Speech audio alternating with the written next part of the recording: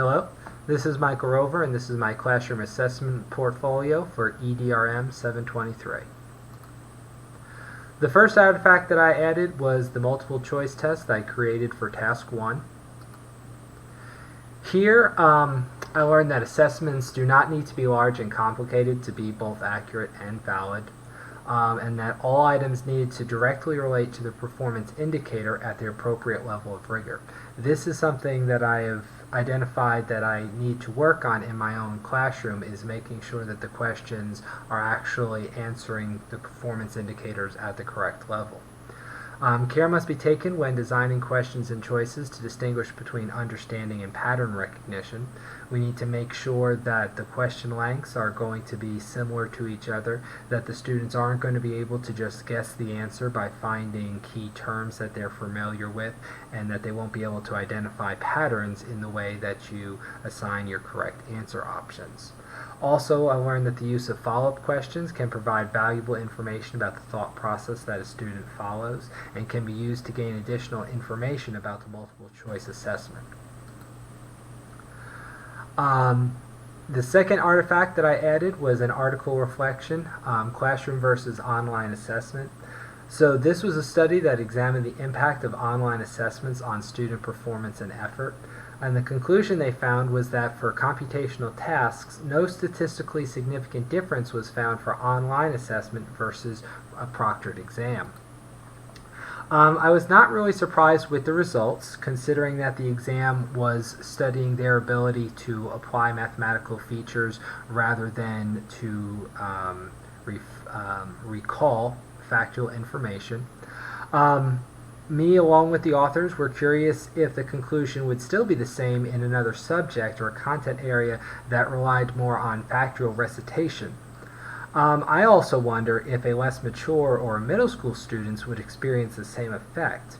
In my opinion, I don't think that this would be the case. I feel that the students would not put forth the same effort or would gain additional points on their assessment because of their lack of maturity to think far enough ahead.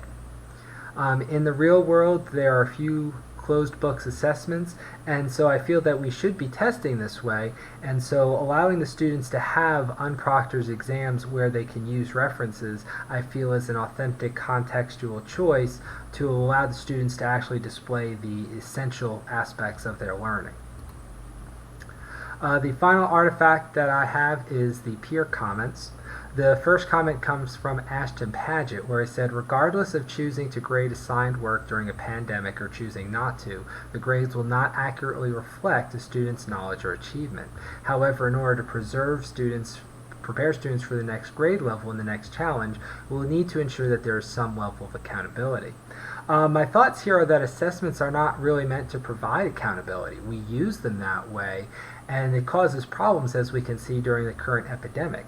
Assessments are meant to gauge where the students' understanding are, but we can't really use it to properly move students forward or retain them if there's going to be extraneous factors like this. Another comment comes from Rachel Huff. She says the lower grades from early formative assessments are hurting the student's average, and I believe that they will no longer accurately show the student's current mastery level. However, we are still required to have those grades in the gradebook. Here she's discussing a policy decision that she's dealing with. I feel that by using grades as a measure of accountability rather than learning, we are disingenuous to the student's learning. Can we evaluate a statue that is still under construction? In the real world, it's the final result that's counted, and so while it may be a classroom management technique to include formative assessments in the grade, it is not necessarily a true reflection of what the student knows or of what they are capable of. And then the final comment comes from Harold Johnson, who is quoting from our textbook, and it says, assess as ye would be assessed. Now, I feel that there's two meanings for this. The first is to make sure that your assessments are fair as you would want someone to be grading you. But then I think another interpretation of this could also be, how are you currently assessed in the real world? Are your assessments authentic and valid?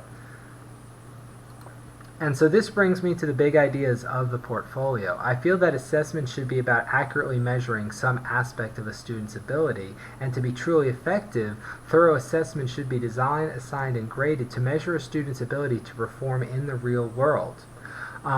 Also, some ideas that I have come through during this course is that assessments are not meant as just a means to obtain grades, and assessments are simply a measure of a student's ability at a specific point in time. In conclusion, grades are not the end result of education. Learning and the ultimate ability to perform is the end result. Giving a test or quiz because I'm required and expected to is not the purpose of my teaching. Giving assessments is only a compass as I direct my class. The better my compass and the more often I check, the more successful I will be in directing their learning.